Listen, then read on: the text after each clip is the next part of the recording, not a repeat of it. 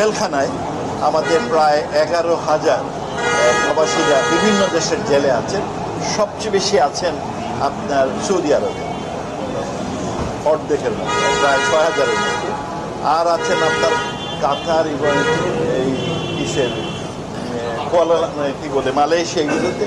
আমরা বলেছি যে আপনারা আপনাদের আমাদের কূটনৈতিকরা, কাউন্সিলররা জেলে যাবেন 2 সপ্তাহের মধ্যে, প্রতি মাসে একবার কিংবা 2 সপ্তাহে গিয়ে দেখবেন প্রবাসী কারা কারা জেলে আছে, এবং সেইগুলো যাতে তাদের বের করে নিয়ে আসা সেই ব্যবস্থা করার জন্য। আর এগুলো আমরা মোটামুটি আলাপ করেছি।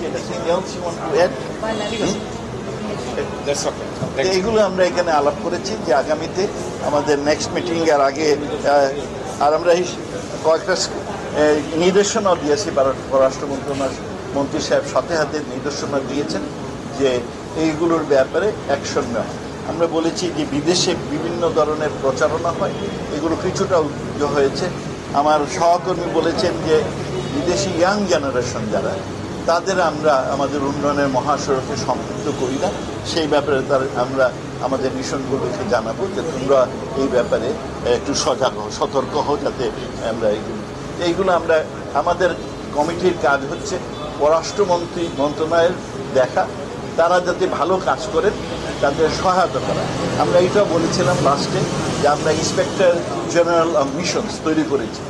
কোন মিশন কীভাবে কাজ করছে আমরা সব জানি না, তো এই বিশেষ একজন অ্যাম্বাসেডর, সিনিয়র অ্যাম্বাসেডরকে জবটা দেওয়া হয়েছে।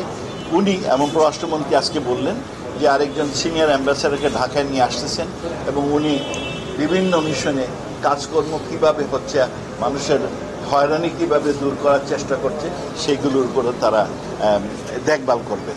তো এইগুলো আমরা আজকে আলোচনা করছি।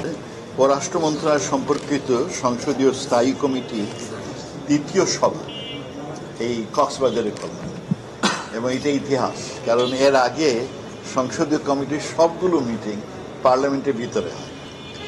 আমরা বিশেষ করে এখানে আসার একটি কারণ হলো যে আমাদের অনেকগুলো এজেন্ডা, এর মধ্যে একটি বড় এজেন্ডা হচ্ছে কি এই যে রোহিঙ্গা। তা আমরা সেই সম্পর্কে, রোহিঙ্গা সম্পর্কে জানতে চাই, কি কি স্টেপ নেওয়া হয়েছে, কি কি নেওয়া যেতে পারে।